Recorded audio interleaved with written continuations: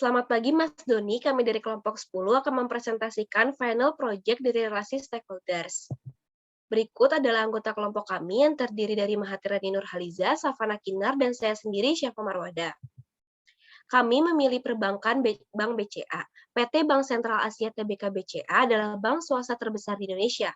Bank ini didirikan pada tanggal 21 Februari tahun 1957 dengan nama Bank Sentral Asia NV dan pernah menjadi bagian penting dari Salim Group. Sekarang bank ini dimiliki oleh salah satu grup produsen rokok terbesar keempat di Indonesia yaitu Jarum. Visi dari Bank BCA adalah bank pilihan utama andalan masyarakat yang berperan sebagai pilar penting perekonomian Indonesia. Misi dari Bank BCA adalah membangun institusi yang unggul di bidang penyelesaian pembayaran dan solusi keuangan bagi nasabah bisnis dan perseorangan. Yang kedua, memahami beragam kebutuhan nasabah dan memberikan layanan finansial yang tepat demi tercapainya kepuasan optimal bagi nasabah. Yang terakhir, meningkatkan nilai franchise dan nilai stakeholders BCA. Selanjutnya adalah program yang kami buat yaitu Together with BCA. Together with BCA merupakan program CSR atau Corporate Social Responsibility yang dibuat oleh Bank BCA untuk masyarakat Indonesia.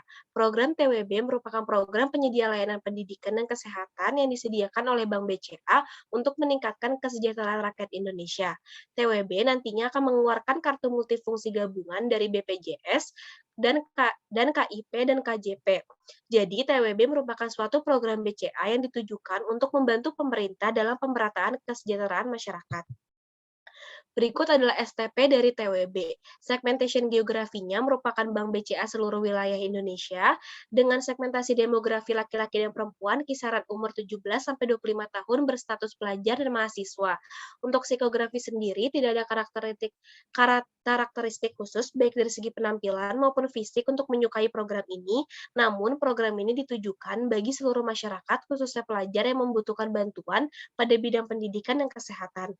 Targeting dari program ini baik laki-laki maupun perempuan dengan kisaran umur 17 sampai 25 tahun yang memiliki kebutuhan bantuan bagi keberlangsungan hidup di bidang pendidikan dan kesehatan. Positioning-nya dengan adanya program ini meringankan beban pemerintah dan menjadi solusi pemerintah bagi permasalahan di bidang pendidikan dan kesehatan khususnya bagi pelajar-pelajar remaja. Kekurangannya adalah target umur yang terbatas sehingga tidak dapat menyasar banyak kalangan. Unique selling point atau USP dari program ini adalah kartu yang memiliki manfaat two-in-one dan memiliki akses yang mudah dan efisien. Selanjutnya ada stakeholder analysis. Di sini kami memetakan beberapa stakeholder dari TWB atau Together with BCA. Yang pertama ada stakeholder internal, yaitu terdiri dari investor, pemegang saham, dan karyawan. Untuk stakeholder eksternal sendiri terdiri dari nasabah, pemerintah, mitra bisnis, pemasok, masyarakat umum, dan media. Next. Selanjutnya adalah penjelasan dari stakeholder internal. Yang pertama ada investor. Pastinya, Together with BCA ini membutuhkan investor.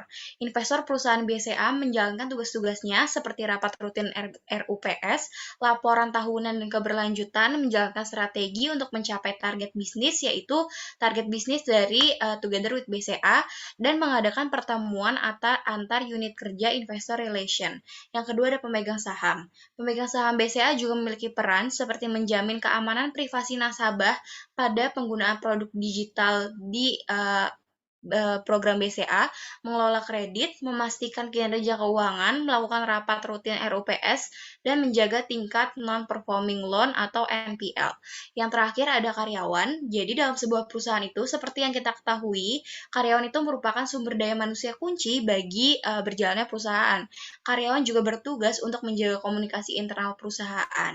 Di dalam perusahaan BCA, karyawan tidak hanya dituntut untuk bekerja, tetapi juga disediakan pelatihan-pelatihan khusus untuk para karyawan BCA seperti pelatihan jenjang karir, pemahaman pekerja terhadap aplikasi pendukung sumber daya manusia, serta karyawan BCA selalu dipastikan untuk mendapatkan hak kerja yang baik dan sejahtera. Next.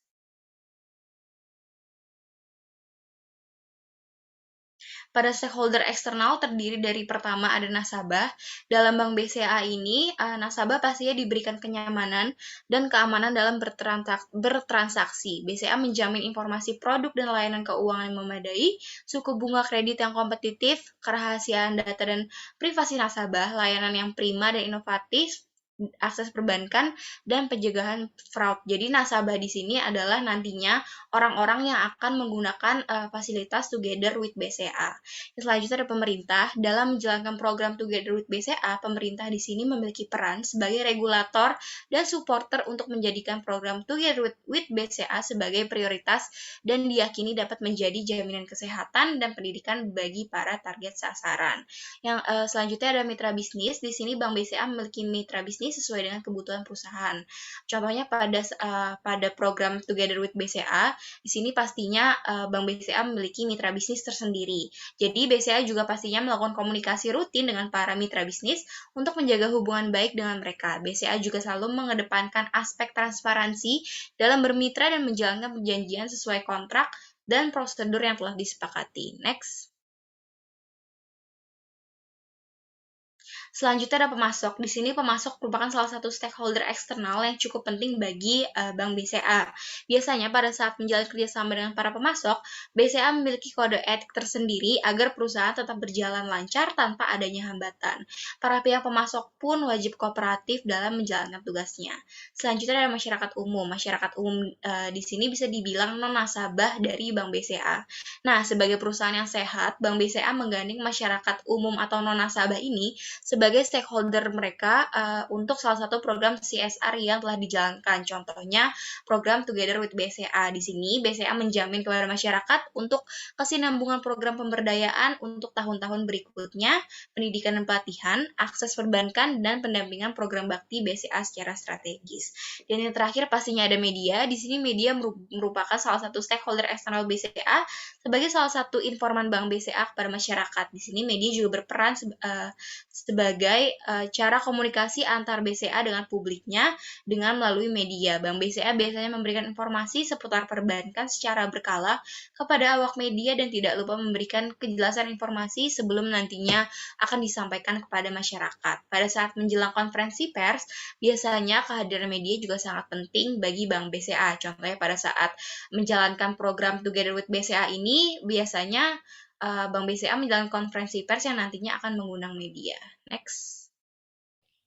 Oke, selanjutnya terdapat stakeholder mapping. Di sini terdapat high power dan low willingness yang berisi media dan pemerintah. Selanjutnya terdapat high power dan high willingness yang terdapat investor, pemegang saham, dan nasabah. Lalu terdapat low power, low willingness yang isinya terdapat masyarakat umum.